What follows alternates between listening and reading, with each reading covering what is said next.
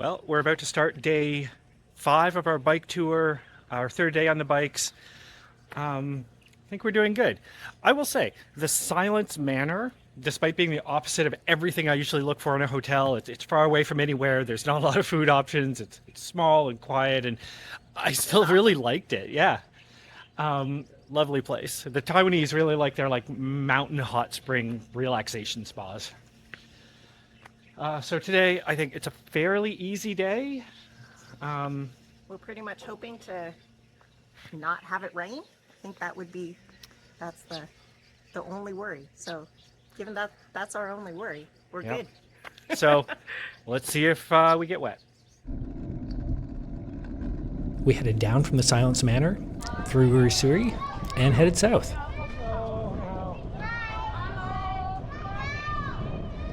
Well, we're about an hour into day 5 of the tour, third day on the bikes, and we're feeling good. Today's a pretty short day. Looks like this.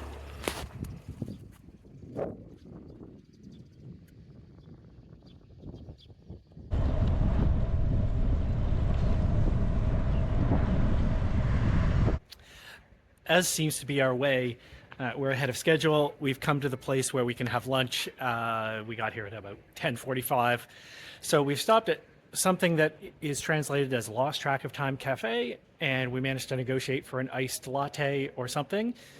And we're going to take a little pause, then have some lunch, back on the road.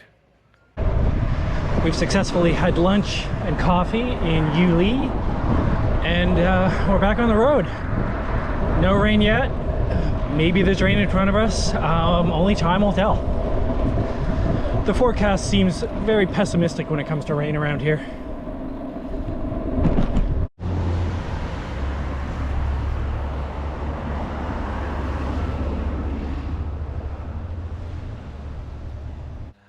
Longtime viewers may remember that we were here 2 years ago cycling in Taiwan, and Kat got a flat tire. It happened exactly here. This is where we changed the flat and where the nice people that let me wash my hands in their sink live. And this, I don't know, rest stop was then under construction. There's a bike path here that looks like it's still under construction that the construction workers offered to let us go down 2 years ago, and it's still not done. But here we are, back again. No flats this time. No flats, but still a little overhang where you could change one in the rain if you had to. For the rest of the day, we think we have about an hour and a half ahead of us. There's a bit of a long, slow climb to the hotel, but shouldn't be too bad. The air feels like it's going to rain, but it's held off so far. We're going by some construction and on kind of a busy road here. It's not the most picturesque, but what's happening is it looks like the road is being widened and this beautiful bike path is being installed next to it. So if you want to cycle the east coast of Taiwan in a few years, it should be a festival. Once again, the big climb that we were worried about in the afternoon was noticeable as a climb, but long and slow, and we did it. There's a little bit more of a climb to get up to the hotel because the Taiwanese love putting their hotels at the top of a hill, but it's only about 5 kilometers, so let's go.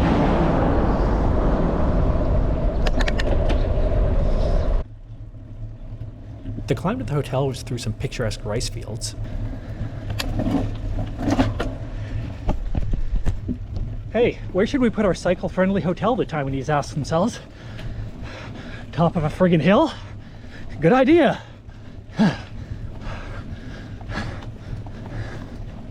I am walking the bike up. Yeah. But, of course, the proprietor couldn't be happier to see us dragging our asses up her driveway.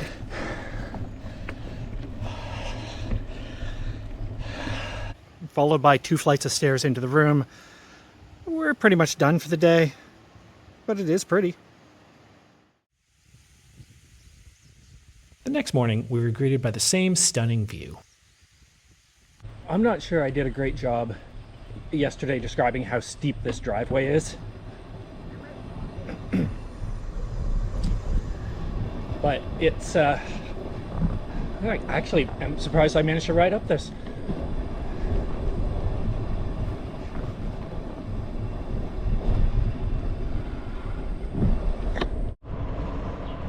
But we rode back down through the rice fields and got our day started.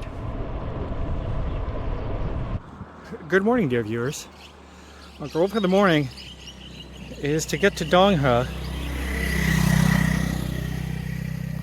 Donghe is over those mountains. So, we'll see you on the climb.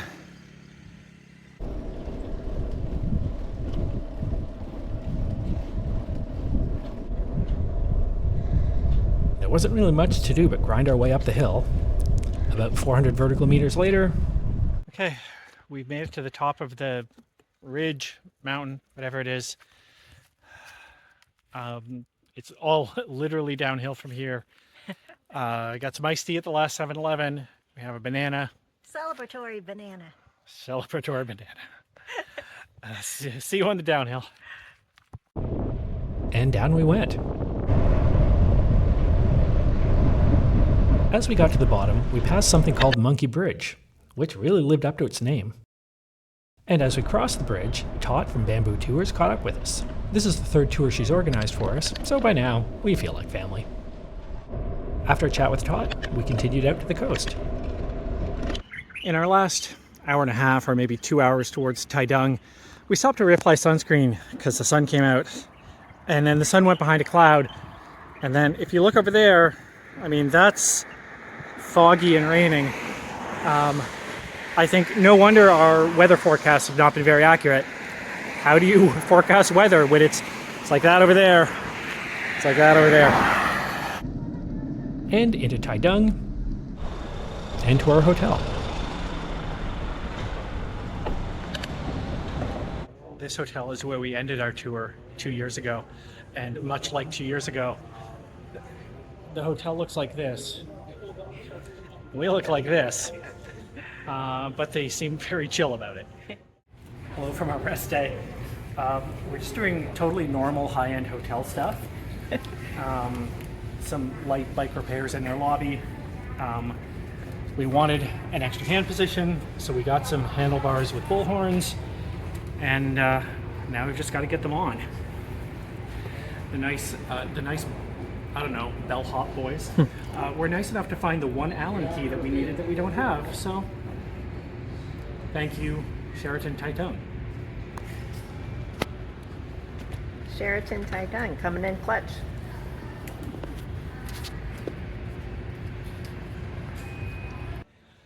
We're back on the road, leaving Taidung. We had a strangely productive rest day. I got cycling gloves to protect the wrists. We got some new grips with these bar ends and installed. Our guide Kenji was nearby and checked up on our bikes as we were preparing to set off.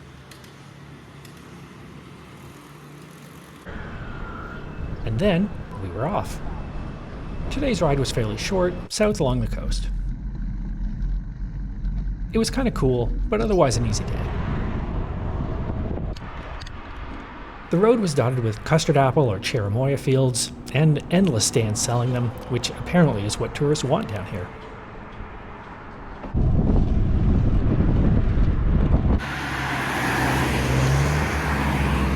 We only have a couple of climbs today, and they're both bluffs along the coast like that. We're going up there, but that doesn't look too bad. And it wasn't. The rest of the day passed fairly easily, and we prepared ourselves for what was to come. Okay, we're off for a long, damp day.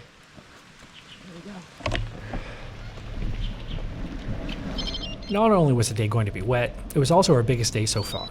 95 kilometers, starting with a 400-meter climb over a mountain. Good morning, dear viewers. We've done about 5 kilometers and have about 90 left to go. So therefore, I can only assume I'm going to get 18 times wetter than I already am. That's how the math works, right? Also, see the mountain? That's next.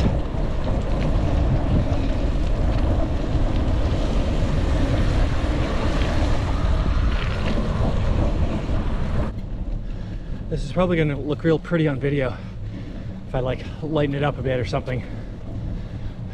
Bring up the saturation. It's a little gray in my eyes.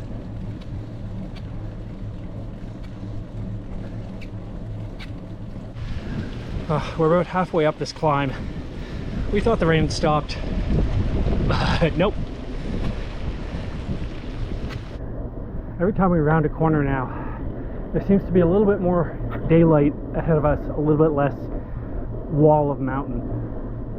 So that and the altimeter both suggest we're actually coming to the end of this climb. And eventually, damply, down the other side.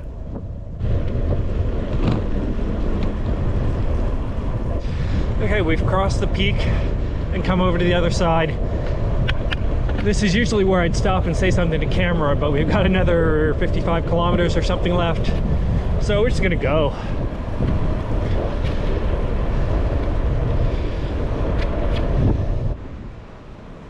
The ride along the coast was stunning, and the wind was at our back.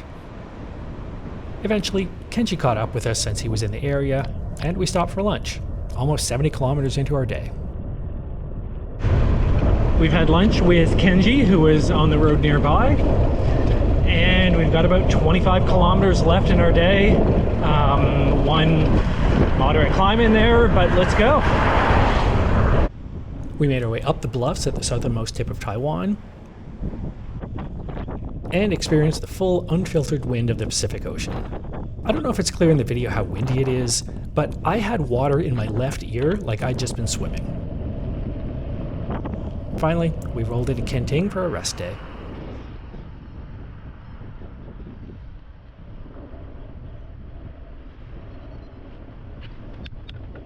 Greetings from Kenting. This is the southernmost part of our trip. We're very close to the southernmost point in Taiwan. We're here at the Howard Villa Resort, which is a delightfully quirky hotel. It seems to have a bit of a tiki vibe, maybe a Love Boat vibe. It definitely was really, really cool in the 90s and is somehow turning it back around and starting to feel cool again. It's a delightful place. We've been biking for about 6 days, 2 days on, 1 day off, which was a very good idea. I think on the physical side, we're doing okay. Every individual day, we seem to be able to deal with it. On the longer term, I don't feel like I'm getting worn down, which I think I was afraid of by this point in the trip. I feel like, tomorrow we're back on the bikes and I feel like it's going to be okay. These rest days were a good idea. I'm glad we have them. If I had to ride every day, it would be too much. I would be grinding myself down. Given that we're halfway through the tour, I think we're feeling pretty good. The start was a bit difficult. I think muscles were sore. We weren't quite used to being on the bikes for that long, but that's changed or is changing. Yesterday was our longest ride yet. Our day yesterday was the longest ride day Kat and I have done on this trip or ever ourselves. It was 95 kilometers and I think 1,000 meters of vertical gain, which is, I think, a pretty big day. And I think a lot of our trip, if you're a serious cyclist, these aren't huge numbers, but we're not serious cyclists and we're feeling pretty smug about ourselves, I think. We're 430 kilometers into our tour, which makes sense because we're 6 ride days out of 13, so almost halfway. And we've gained elevation of 4,100 meters. With the rest days, feeling pretty good. 2 days on, 1 day off was a good idea. This is the next day and feeling pretty good, not even really all that sore. People often ask why we want to do biking tours for vacation versus, relaxing. And I don't have a real good answer, but at the time it seemed like a good idea, and off and on throughout this tour, it still seems like a good idea. I'm not sure I expected the mental challenge. It seems like every day we find something to worry about. Oh, this climb is going to be so big, or this climb is at the end of the day, or we have to cover so many kilometers, or whatever it is. And every time it's been fine. I keep just saying, pedal, just keep pedaling, and it'll all be fine. And so far, it's all been fine. So that's good. It's like Dory, just keep swimming. From here, we head north up the west coast. The second half of the tour has both the longest ride we're going to do, which is over 100 kilometers. It also includes 3 of the really high elevation gain rides. I think all 3 are over 1,000 meters in elevation gain. You know, I think we're continuing to psych ourselves up about these climbs up to Sun Moon Lake at the end, but our legs feel different. I certainly feel a lot stronger on the bike. I can push the pedals for 95 kilometers in a day, and it was okay. If you want to keep track of us and see how it's going, Stay tuned. Join us for the journey north. subscribe, and we'll see you on the road.